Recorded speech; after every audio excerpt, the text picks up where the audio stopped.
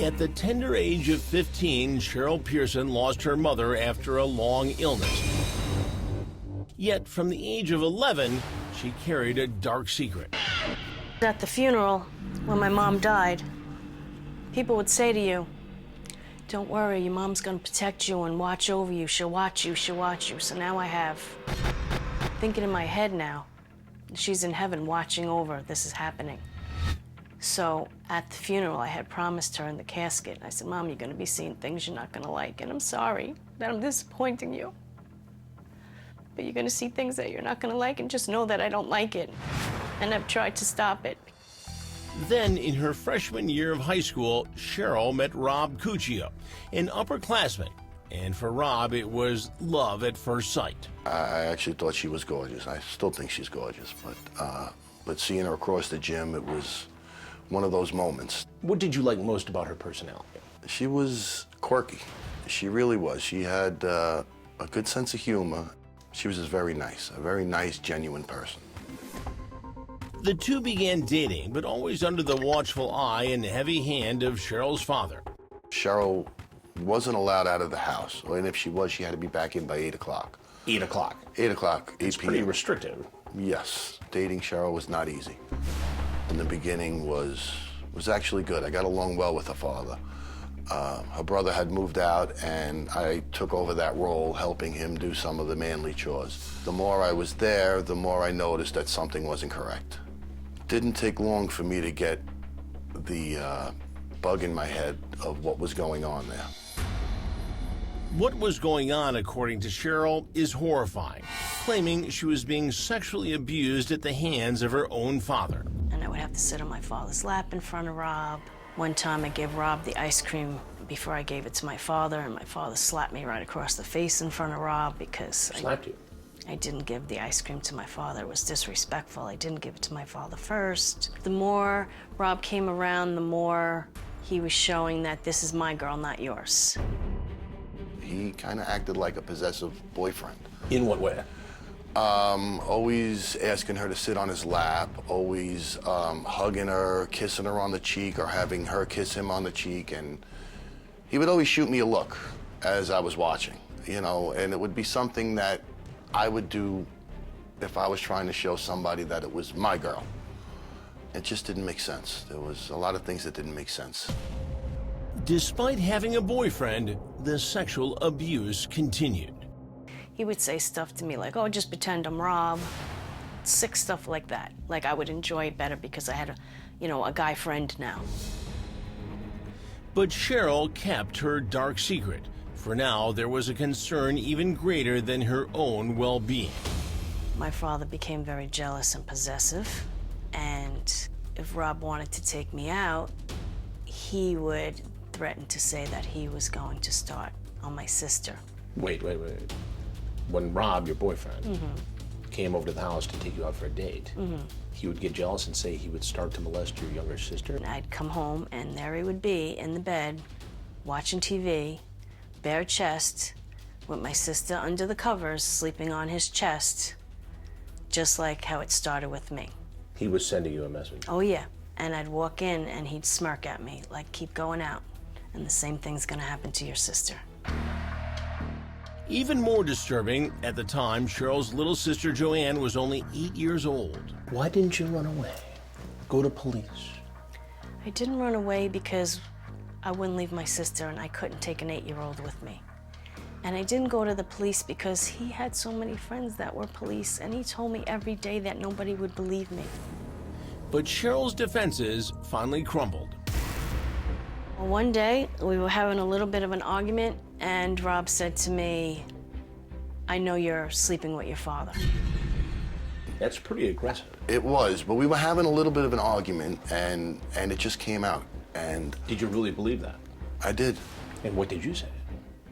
I said, "You're wrong. I don't know what you're talking about. How could you say that?" You know, Chris, it just wasn't right.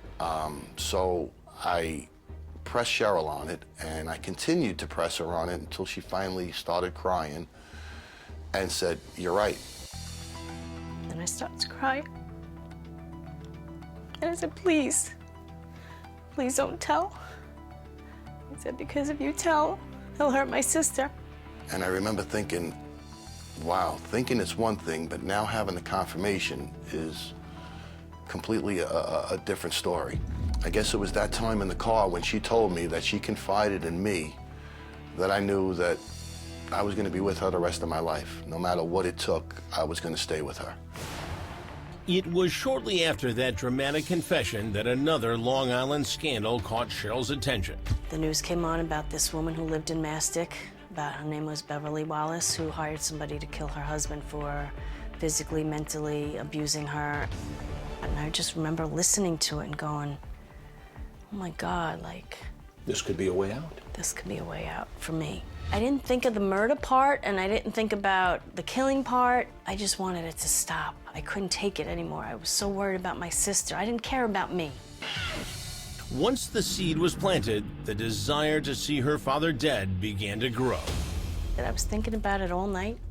While he was raping me that night, I was thinking about it. That morning, I was thinking about it. I went to school. I just sat in my homeroom. Sean Pica was in front of me, and I just said, who would be crazy enough to kill somebody for money? And he said, I would. How did you go from there? He said, I would if the money was right. That's his exact words. And I said to him, well, how much would you do it for? And he said, $1,000. $1,000. I said, $1,000. He goes, yep. And I go, I know somebody that would do it for $1,000. And he said, who? And I said, me. And he said, okay. That was it. How did he react when you told him the target was your father? No reaction. Just fine with it. No reaction. Did you tell Sean why you wanted your father dead? Did not. Didn't ask. Just wanted to do it for the $1,000. How did you find out that Cheryl was going to hire a classmate to kill her father? You know, it was funny because when I found out, I said, come on, Cheryl, let's just run. I says, I know I'm 17 and you're 16. Not a great life, but we can go. And she wouldn't leave her sister. She said, I can't leave Joanne. But Cheryl and her classmate Sean Pica never spoke of the plot again, nor was any money exchanged. After you met with Sean, what did you think was going to happen? Nothing. Absolutely nothing. And I believe I convinced Cheryl that nothing was going to happen. It certainly looked that way until 2 months later when Cheryl woke up for school one morning, looked out the back window and saw her father lying in the driveway. I go running out the door. I stand over his body. I'm calling his name. He doesn't move. You yell your father's name, he doesn't move. I go, Dad, Daddy. Did you see blood? I saw a little blood, but his head was kind of like face down and turned a little bit. Cheryl's neighbor calls an ambulance, and at first, all seems well. Once the ambulance is there, he tells me, everything's gonna be all right. Dad just slipped and fell on the ice. Then Cheryl receives the shocking truth. Police officers come in the kitchen. Sorry for your loss. Sorry for your loss. Thought he just slipped on the ice. Joanne starts crying. Police officer says to me, do you know who would have wanted to kill your father? What's going through your mind at this point? I said, kill my father? First, I didn't even know he was dead. What are you talking about, kill my father? Then I start crying. I didn't even know he was shot at this time. So then he takes me in the other room and tells me your father was shot 5 times. Suddenly, another Long Island scandal is born, and Cheryl is about to become a reluctant tabloid star. Up next, the naive murder scheme unravels.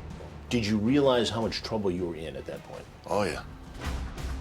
And the miraculous turn of events that leads Cheryl to save Rob's life. 8 minutes later, they got a pulse back. But it doesn't take police long to unravel the juvenile scheme at the heart of the murder.